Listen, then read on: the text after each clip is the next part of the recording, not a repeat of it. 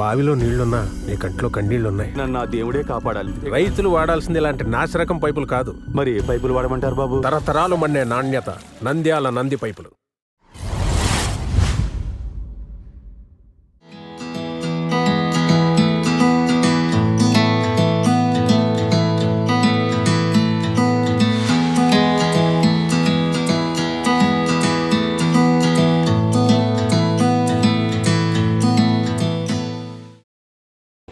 పాపం అంత బాధపడుతూ వచ్చినాడు కదా జగన్మోహన్ రెడ్డి. పాపం దూరం చాలా ప్రయాణం చేసి చాలా దూరం వచ్చినాడు.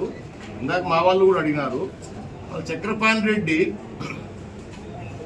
ఏదైతే నంద్యాలలో ఆయన పెద్ద ఒక 100 ఎకరాల రియల్ ఎస్టేట్ వ్యాపారం చేస్తున్నాడు, అవునా, ఫ్లాట్లు వేస్తున్నాడు. అడ్డంగా అంటే 150 సంవత్సరాల చరిత్ర ఉన్న కేసు కెనాల్, బ్రిటిష్ వాడు కట్టేది కేసు కెనాల్ను, అవునా, తీసి డైవర్ట్ చేసి ఆయన దాంట్లోంచి లేకుండా చేసి పక్కకు తగిలిస్తే జగన్మోహన్ కనపడలే. నేషనల్ హైవేస్ NHAS రోడ్లు పోతా ఉంటే అది ఎక్కడో అలైన్మెంట్ చేస్తే స్ట్రైట్ లైన్స్ చేస్తారు, అవన్నీ కూడా తీసేసి ఆయన పక్కన ప్లాట్ల పక్కన చేసుకుంటే జగన్మోహన్ కనపడలే. ఇదే వ్యాపారంలో ఒక దళిత అమ్మాయి, వాళ్ళు ఎక్కడ రాజమండ్రి సైడ్ వాళ్ళు అక్కడ వచ్చి ఉన్నారు. ఏది ఒక సెక్యూరిటీ గార్డ్ కదా ఇంకోట ఆ సైట్ చూసుకోవడానికి. ఆ అమ్మాయిని ఆ సైట్లో రేప్ చేసి చంపేస్తే ఇంతవరకు ఆ ఫైల్ కనపడ్డంలే. ఇప్పుడు మా ప్రభుత్వం వస్తుంది బిడ్డ పీకుతాం ఇవన్నీ, నేను గతంలో కూడా చెప్తా ఉన్నా. మళ్ళీ ఆ అమ్మాయి కనపడడం లేదా, వాళ్ళ తల్లిదండ్రులను పరామర్శించలేదే. ఇక్కడే మన పక్కన కూర్చుంది ఫాతిమా పాప, చూడండి ఒకసారి. బండి మండలం లింగాపురం గ్రామం. ఈ అమ్మాయిని ఈ దుర్మార్గులు చక్రపాణి రెడ్డి మనుషులు ఆ పాపను అన్యాయం చేసి ఆ పాప కేసు పెడితే ఇప్పటి వరకు లేదు, యాక్షన్ లేదు. ఏం జగన్మోహన్ రెడ్డి నీకు కనపడడం లేదా?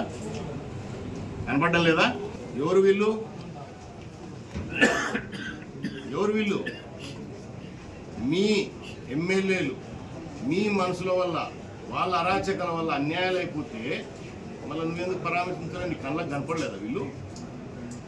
ఎక్కడ పోయినారు? ఈరోజు ఎక్కడో ఏదో వాళ్ళకు ఉన్న ఘటనలు జరిగితే అవన్నీ మా పార్టీకి రుద్దుతావా? లోకేష్ బాబు గారు రెడ్ బుక్ పెట్టినాడు, రెడ్ బుక్ ఓపెన్ చేశారు. వీళ్ళు ఎమ్మెల్యేల దగ్గర కూడా రెడ్ బుక్లు ఉన్నాయి, అందరినీ తీసి దుర్మార్గాలు చేసి చంపుతా ఉన్నారని చెప్పేసి మాట్లాడుతూ ఉన్నావు.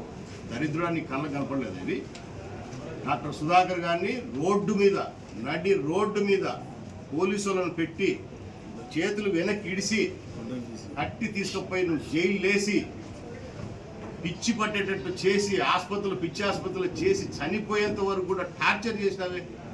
ఎప్పుడన్నా పోయి నువ్వు పరామర్శించిన కుటుంబాన్ని? జగన్మోహన్ రెడ్డి ఒక క్రిమినల్, భారతదేశంలోనే అంత పెద్ద క్రిమినల్ లేడని నేను చెప్పలే. ఇదేదో మీకు తెలుగులో వస్తుంది, హిందీ మీడియా. భారతదేశం అత్యంత ప్రమాదకరమైన చూడా చూడలే కడతాడు నాకు. ప్రపంచం భారతదేశంలో ఇటు లేడని నేను చెప్పలే. నేషనల్ టీవీ చెప్తా ఉంది, నేను చెప్పలే. క్రిమినల్ గురించి మాట్లాడాలి. ఇంకా బిడ్డ చెప్పా, అల్లుడు చెప్పా, ఏందా చెప్పేది ఆయన గురించి. మేము అది ఏదో వర్గాలు జరిగినాయి, గొడవ జరిగింది, దాన్ని మేమంతా బాధపడుతున్నాము. జరగకూడదు జరగడం జరిగింది. దాన్ని ఇంత అయినాడు, వర్షాలు పడలేదా, ప్రజలు ఇబ్బందులు ఉండాలి, దాని గురించి మాట్లాడామంటే రాజ్యుడికి వచ్చినాడు ఆయన. ఇక్కడ హత్య జరిగితే దానికి పోయేదే. ప్రతి శుక్రవారం ఎందుకు పోతున్నాడు ఆయన? ఏసీబీ కోర్టు పోకూడదని ప్రతి శుక్రవారం ఏదో ఒక ప్రోగ్రాం పెట్టుకోవడం. నేను వినుకుండా పోయినా, ఆ ఇన్సిడెంట్ జరిగింది. అది ఇన్సిడెంట్ సెక్సువల్గా జరిగింది నాకు తెలుసు. నేను స్పాట్లో పోయినా. నేను ఆ రోజు పార్టీ ఆఫీస్ చూస్తే నేను చక్కగా వినుకుండా పోయినా. ఇంకా వాళ్ళ శివం పెట్టలే ఏం జరిగిందని నేను పోయినా కూర్చున్నా. ముస్లిమ్స్ చూసి మాట్లాడితే అన్న ఎందుకు లేదా జరిగింది ఆడపిల్లల విషయము, ఎందుకు బయట పెట్టాలా, ఏదో అది ఎప్పటి నుంచో ఉంది గొడవ. ఇక ఆ పీరపడ కొట్టుకొని తెచ్చినారు, మళ్ళీ ఈ పీరపడ నుంచి తెచ్చినాడు, గొడవ జరిగింది అంటే నేను కూడా సైలెంట్ అయిపోయాను. ఎందుకు ఆడపిల్లల విషయం పెట్టాలా, అది ఎందుకు జీవితం నాశనం చేయాలని. దాని గురించి ముఖ్యంగా ఆయన వస్తాడా? ఆడపోయి అమ్మమ్మడి వచ్చిందే, మీకు పడిందా లేదా, ఇవే అడిగేది. నంద్యాల జిల్లాకు జగన్మోహన్ రెడ్డి గారు వచ్చారు. వచ్చి ఏమైనా మంచి మాట్లాడతారా అంటే ఇచ్చిన స్క్రిప్టే పదే చదివారు. అసలు 5 సంవత్సరాలుగా ముఖ్యమంత్రిగా ఉన్నప్పుడు ఎప్పుడూ కనపడలేదు మా నంద్యాలలో.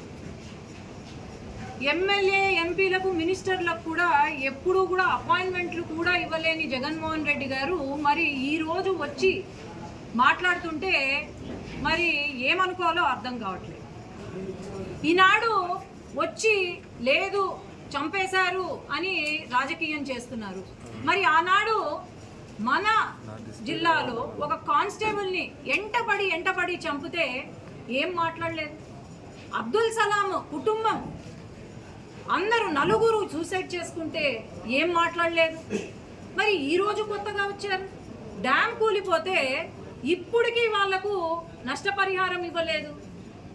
మరి ఆనాడు లేనిది ఈరోజు లా అండ్ ఆర్డర్ గురించి మాట్లాడుతున్నారంటే, సొంత చిన్నాన్నను చంపితే చెల్లెళ్ళు అన్నా న్యాయం చేయండి అని గత 5 సంవత్సరాల నుండి అడుగుతూ ఉంటే న్యాయం చేయలేని ఆనాటి ముఖ్యమంత్రి జగన్మోహన్ రెడ్డి గారు మరి ఈరోజు లా అండ్ ఆర్డర్ గురించి మాట్లాడుతుంటే మరి ఏమనుకోవాలి? ఇంకా శవ రాజకీయాలు చేయడము ఇంకా జగన్మోహన్ రెడ్డి గారు మానుకోలేదు.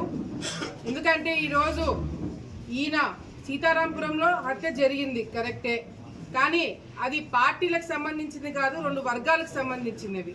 ఆ వర్గాలు కూడా ఒకరొక పార్టీలో ఉంటే మరొకరు ఇంకొక పార్టీలో ఉంటారు. అది గతం నుంచి కూడా ఎప్పుడు కూడా జరుగుతూ వస్తుంది.